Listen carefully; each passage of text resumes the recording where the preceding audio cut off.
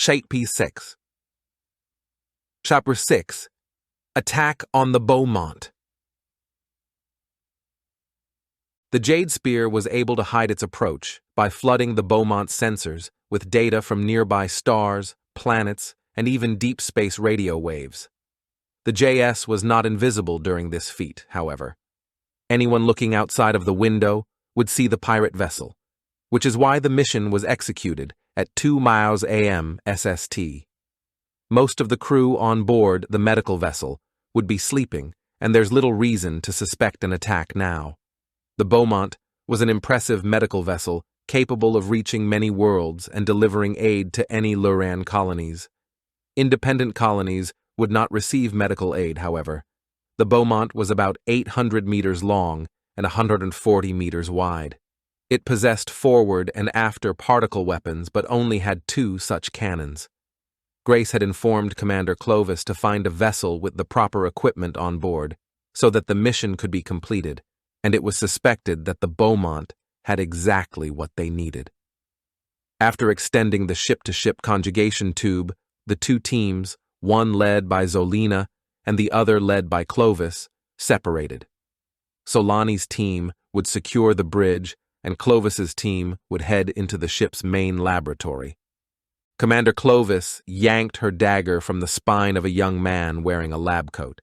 She had learned long ago that the quickest and least painful way to kill was to thrust the blade between the atlas vertebrae and any of the other 7 cervical vertebrae, preferably number 1 or 2. What was his name? Did he have dreams of becoming a captain someday? Perhaps he was just trying to complete an internship for experience before working at a medical center. She didn't know. "I'm sorry, my friend, but all wars have casualties," Clovis said to the motionless young man. She crossed his arms over his chest and closed his eyes to honor him. He was probably a good person in the wrong place at the wrong time. The Beaumont was not a particularly powerful vessel and, so far, had offered little defense. Getting aboard undetected was easy enough. The corridors on the Beaumont seemed larger than what she was expecting for a medical vessel, but the wall extensions every 15 feet would offer cover, she thought. The ceiling was very high, and the width was large, perhaps for carrying patients through, she thought. The walls were all a deep ocean blue color. She stood up and wiped the blood from her dagger and turned to Paz, the second in command. "Which way to the surgical ward?" "Ahead and to the left," he replied. "Then another 12 meters down that corridor." "Understood." She turned to face the rest of her team.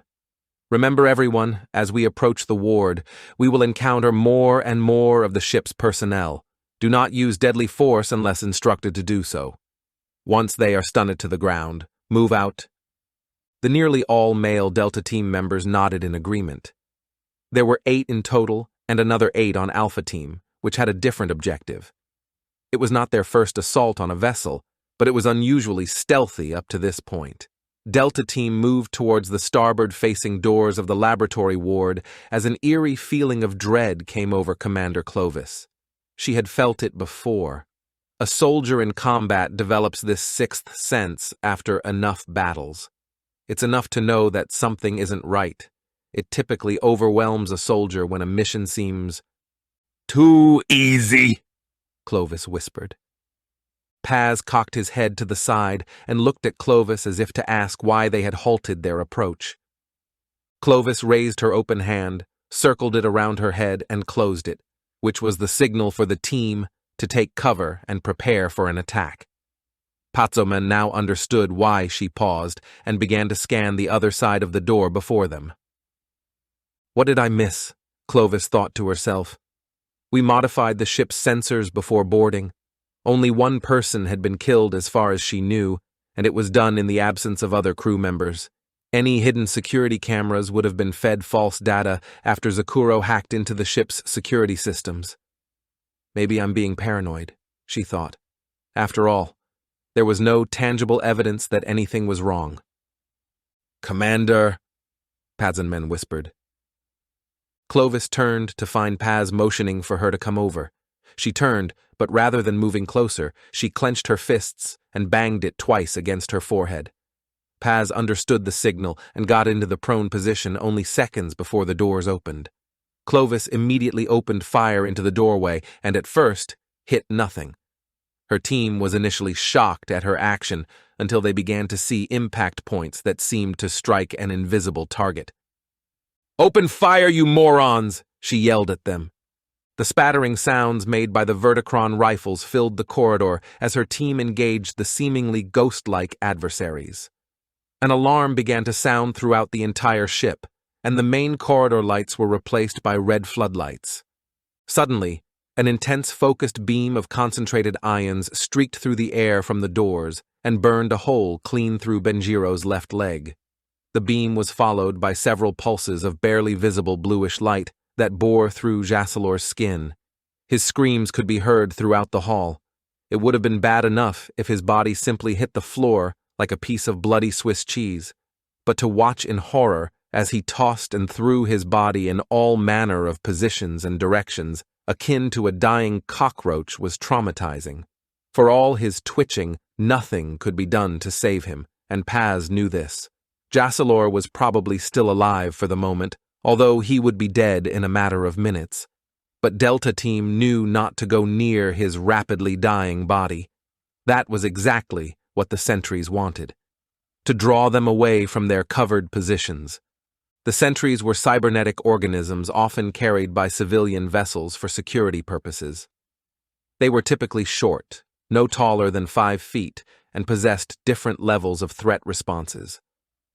Armed with rapid-fire Verticron pulse guns, Kelvison shield emitters, which neutralized incoming Verticron pulses, and steel armor. Part of their AI systems relied on human neurons and organic tissue that could regenerate upon being damaged. They were also intelligent and understood basic light infantry tactics. These were the ultimate security guards for a ship full of geeks with no trained soldiers. "How many are there?" Paz asked over the roar of pulses being fired. "At least 2. Damn it," Clovis replied. "The doors closed behind them too. I should have seen this coming. Set the honeycomb up here. We have to hold position. Contact Alpha Team and tell them to assault the bridge. The stealth part of this mission is over," Clovis said. "We can fight through this." Paz said, "We have heavy weapons in reserve. We can just move them on board and destroy the sentries." "Won't work." Clovis looked over at 2 men dragging Benjiro. "Too much firepower. Once we move from our covered positions, we'd be quickly cut down." "Sure, and where are you?" Having never faced combat sentries before, Surin is terrified beyond words. She tried to close her eyes and imagine she was somewhere else, but the sounds of Verticron pulses fired from rifles was a constant reminder of her reality. Paz grabs her shoulders and shakes her until her eyes finally open, and she is forced to acknowledge that if she wants to survive this day, she must become a pirate. "Time to earn your keep, woman. You know what to do. It's just like the training we did yesterday. Do your job." Surin watches as Clovis, Misun, Osamu, and the other pirates fight hard to prevent the 2 sentries from advancing forward, but so far, their firepower was only slowing the killer cyborgs down. Eventually, the sentries would push them back to the conjugation tube, resulting in a failed mission and possibly the destruction of the tube itself, resulting in their deaths. She had to act soon, and she knew it. "Shiren, if you don't get your ass up here and do your fucking job, you won't have to wait for the sentries to kill you. I will hollow out your fucking skull myself." Clovis unholsters her sidearm and aims it at Surin's head from about 10 meters away. Paz holds his hands up as if to give Clovis pause and then turns to Surin. "You've got this, Surin. You can do this." "I can do this. I can do this." She said more to herself than to Paz. Surin removes the TR-53 from her backpack and runs across the corridor to Clovis's position. She is nearly hit twice by sentry fires, but makes it unscathed. She then places the TR-53 on the ground and activated its shields by removing the protective control panel and using the knob to adjust the field strength for sentry fire rather than human rifles just as Clovis had trained her. The TR-53 was about the size of a soccer ball, but with an octohedronal shape and about 10 times as heavy. It was a sophisticated mobile shield unit that confined a field of charged particles within 2 magnetic fields of different magnitudes. The resulting field resembled a honeycomb surface. The pulses of light from the sentries could be seen colliding with the TR-53 field.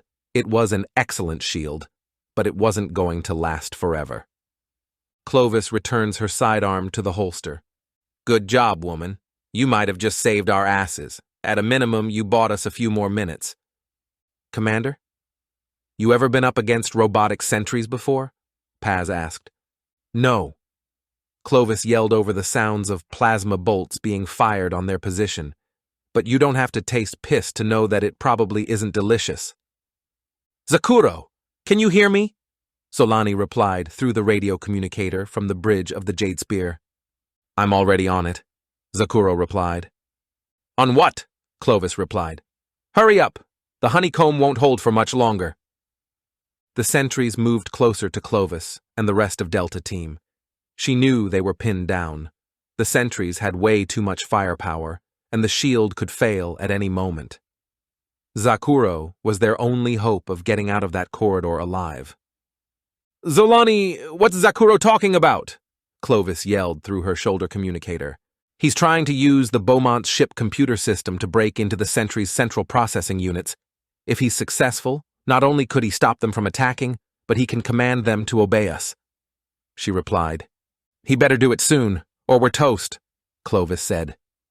Suddenly, the sentries sped towards the TR shield and rammed it with tremendous force. Fuck! They are trying to break through! Padzoman yelled. The sentries had ceased firing, but remained very close to the shield and anchored themselves to the floor using stabilizing spikes. Clovis suddenly had a terrifying revelation. Fall back and take cover! Move! Delta Team rose from their positions just behind the shield and began to put distance between themselves and the sentries. At about the 10-meter mark, both sentries simultaneously exploded, destroying the TR and sending a shockwave towards Clovis that lifted her from the floor and threw her into the air. She landed on her arm and felt a crunch underneath her ulna bone. Smoke and sparks filled the corridor. It was difficult to breathe. The remaining members of Delta Team were on the floor for a few seconds, before slowly rising to look around. Clovis rose while holding her almost certainly broken right arm with her left hand. She limped over to the gaping hole in the level 7 floor. Her armor likely prevented her internal organs from being crushed by the shockwave. She then painfully reached for her pistol with her right hand while blood trickled out of her nose. Sentries detected your attempt to seize control of their primary defense protocols. Solani's voice could be heard through the QCOM on Clovis's shoulder. Must have self-detonated to prevent capture. The bridge is now secure, though. She was badly hurt, and she knew it, but Clovis refused to allow her men or Zolani to detect any weakness. Any casualties on your end? Clovis asked. Not on our team. There was a silence in radio communication for a few seconds. The fight was surprisingly easy. What fight? Asked Clovis. The only real fighting is down here. Benjiro's leg was burnt off. Jassalor is dead. There are probably 50 holes blown through his body by some kind of photon array explosive. His death was not pleasant to watch. We need to get him back on board the JS and get Benjiro some medical attention. You'd better head back to the Jade Spear yourself and let Florence take a look at you. We can handle things from here, Clovis, Zolani replied. Apart from maybe the ship's captain, the crew has minimal combat training. The best scientists never make the best warriors. Is the captain there with you? Clovis asked. Affirmative.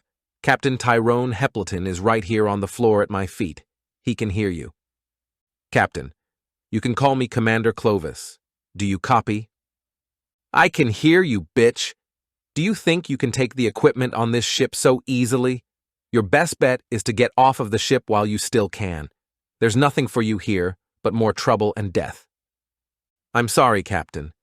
You seem to be confused. I don't think I'm hearing you correctly. You seem to be under the impression that the ship is still yours. It is not. Clovis replied, You may well have the ship, little girl, but you won't be able to use it or anything on it without my authorization. You've encrypted all the Beaumont's computer systems? We anticipated that, replied Zolani. It's just a matter of time before Zakuro breaks through your security protocols. It might take all day, maybe even 2 days, but he will do it. Oh, I don't think he will. The captain chuckles. You think this is my first dance with pirate scum? Clovis could hear Zolani's foot plunge into Heppelton's stomach. He barely gave any indication of discomfort, however. I was with the Lurin military for years, harlots. My right foot was blown off on my 3rd mission to the Kepler system thanks to Milligan pirates. They assaulted us just like you did. Wanted weapons, supplies, whatever they could get their hands on. Let me guess, Captain. You single-handedly killed them all one by one and received a medal for your bravery? Clovis took a knee to the ground to fight off the vertigo coming over her. One day, maybe I'll tell you the whole story from the other side of your prison cell, matey, he replied. Not likely, Heppelton, although I would like to hear that story of yours. You can tell it to me from the inside of your prison cell on the Jade Spear. Cooperate, and we won't have to execute any members of your civilian buddies. Solani, how are the rest of the crew on the bridge? They're fine for the most part, but 7 crew members were killed during the initial breach. We didn't intend to kill them. The explosion used to break through their barricade killed the poor lads, unfortunately. No resistance at all, except for this old bastard of a captain. Most are still in one piece. Solani looked around at the other crew members and could see the fear in their eyes. All of them seemed young, not more than 30 years old, and some as young as 20 years. Some of them looked fresh out of Org 2 education. They're mostly kids, medical students from the looks of it. Just keep them secure. We're heading into the laboratory. Clovis stood up despite the pain that was growing in her arm and the dizziness. Her head was cloudy, but she would not leave the battlefield, not until the mission was done. Captain Harrington looked up at Solani with disappointment. You and your pirate lady friend are wasting your time, Zolani. It doesn't matter what you find in the lab. You knuckle-draggers wouldn't know what to do with it. We shall see, Captain.